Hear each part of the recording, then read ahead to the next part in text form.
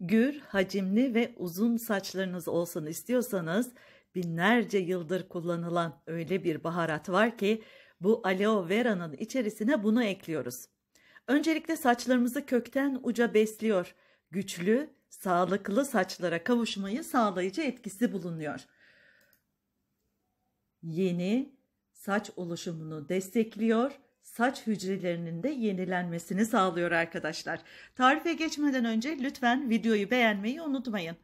Aloe vera bitkisi. Ben bunu akşamdan sabaha dikey olarak beklettim ve içerisindeki sarı suyunun çıkmasını sağladım. Yanlarının dikenlerini kesiyorum ve şöyle küçük parçalar halinde doğruyorum. Diğer kimyasal içerikli ürünlerin aksine saç köklerinin bariyerlerini güçlendiriyor. Aloe vera daha sağlıklı, yumuşak ve parlak saçlara kavuşmamızı sağlıyor. Ve şimdi ısıya dayanıklı bir kabın içerisine aktarıyorum bunları. Sırada kullanacağımız malzeme, o da yine saç için inanılmaz faydaları bulunuyor. Bu arada kanalıma hala abone değilseniz abone olmayı ve tarifi tüm çevrenizle paylaşırken videoları da beğenmeyi unutmamanızı rica ediyorum. Hindistan cevizi yağı kullandım ben burada.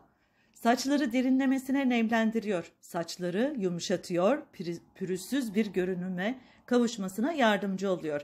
Saçlarda hani böyle tüleriklik, elektriklenme vardır.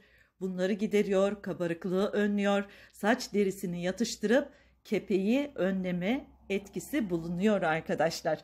Ve şimdi binlerce yıldır kullanılan çörek otu saç derisini besler, beyaz saç oluşumunu ve kepek oluşumunu önler. Tüm malzemeleri bir araya getirdikten sonra ben Mary usulü olarak bunu 5 dakika kaynama aşamasına geldiğinde 5 dakika daha kaynatıyoruz.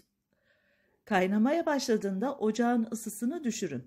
Bu şekilde ara ara karıştırın ve aloe vera bitkisine kaşığınızla şöyle baskı uygulayarak tam özünün bu yağa geçmesini sağlayın arkadaşlar.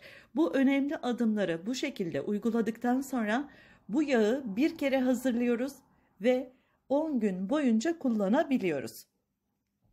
Tabii ki bunu yine porselen ya da cam bir kavanoz içerisinde buzdolabında muhafaza edebiliriz. 10 gün boyunca bunu gün aşırı olarak saçlarınıza, saç derisine masaj yaparak ve saçlarınızı parmak uçlarınızla saç köklerine masaj yaparak bu şekilde bunu sürüyoruz saçlarımıza. Daha sonrasında komple tıpkı boya sürer gibi saç uçlarına kadar bu yağı uyguluyoruz. Saçları çok uzun olan kişiler bu ölçüleri daha arttırabilirler ya da bu aşamada içerisine zeytinyağı ile ekleyip bunu çoğaltabilirler. Bu şekilde hazırlayabilirsiniz. Ben bu şekilde bastıra bastıra tüm aloe vera'nın özünün alta geçmesini sağladım. Saçlarımıza bunu uyguladıktan sonra toplamda saçlarımızda 1-2 saat kadar bekletebiliyoruz arkadaşlar. Daha sonrasında her zamanki gibi saçlarınızı sabunlayıp şampuanlayıp işlemi sonlandırabilirsiniz. Bakın çok da güzel oldu ve saçlara etkileri de inanılmaz. Gür, uzun, ahenk ile dans eden, ışıl ışıl pırıl pırıl saç oluşumu için bu tarifi sizlere tavsiye ediyorum. Bir kere hazırlayın, 10 gün kullanın ve gün aşırı saçlarınıza toplamda 5 kere uyguladığınızda muhteşem değişimi görebilirsiniz. Lütfen kanala abone olmayı unutmayın.